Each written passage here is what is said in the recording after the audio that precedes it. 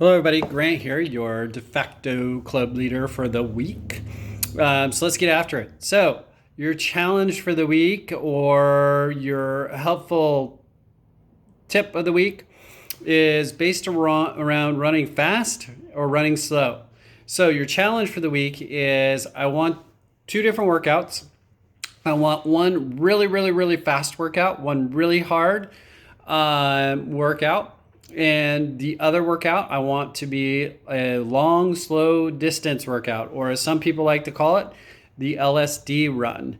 Most runners, especially most amateur runners or just kind of everyday Joe runners, spend way too much time running in medium pace.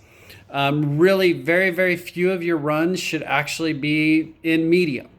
Race days should be probably closer to medium, above medium. However, your training runs don't get caught in medium. Even fartlek runs are either really slow or really fast. They're not medium.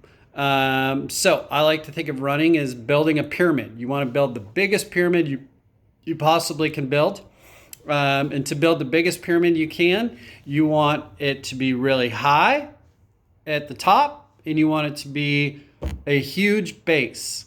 And so the long, slow distance runs, those help build your base. And your speed workouts, those help make it as high as it can. The only way to get faster is to go faster. And to do that, you just got to put one foot in front of the other as fast as you can. However, if you're spending too much time in medium, then after your long runs, you're never recovered enough to be able to go faster on your faster days.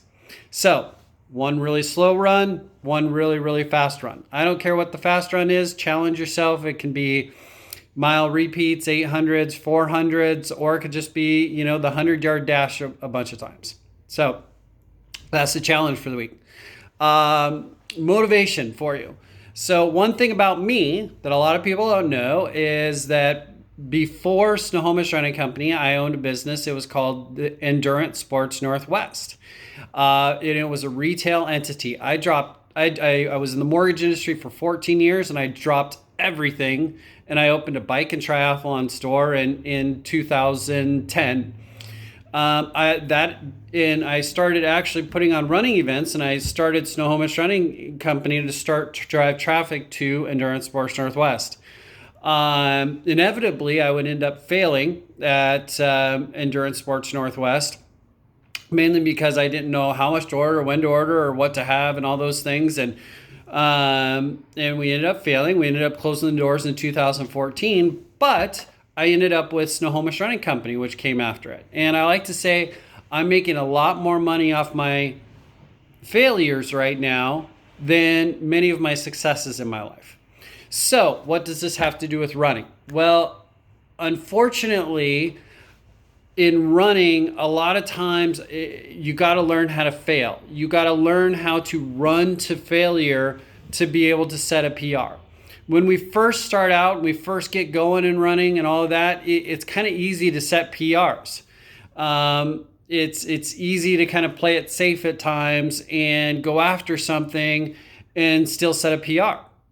But the longer you run and the more times you set PRs, the harder and harder and harder it gets to set a PR for a lot of stuff. And so you kind of have to get in, but the only way to go after something, the only way to set a PR is to go try and run and try and go after it. You can't play it safe. And so a lot of times we're fast enough, our body's trained enough, but we don't know how to run a race. And we got to learn how to run that race in, either our pacing or just how we run it, and we have to go after it. But you know what? You might fail. You might end up overcooking yourself and having to walk the last 6 miles. I've been there. It doesn't feel good. It hurts. It sucks. It's brutal. But unfortunately, the only way to get a PR, or the only way to maybe qualify for something, or the only way to reach that goal a lot of times is you have to go after it. You You got to trust in yourself. You got to trust that, hey, if I fail, I'm going to be okay. And you got to go after it again and again and again and again if you want it. And it's going to hurt. It's going to suck, but you'll get there. And so a lot of days, you just got to go after it. You got to toe the line. You got to say, hey, if I'm going to run, I want to run a 145. Well, I'm going to start out at 8-minute pace and I'm going to go try and run a 145. And if you don't make it and you make it to mile 11, well, shit. Then you got to know what to do in your training, your nutrition, your fueling, and everything else to get there. So my motivational tip for all of you this week is don't be afraid to fail. Don't be afraid to push your body to where you're not sure you can take it.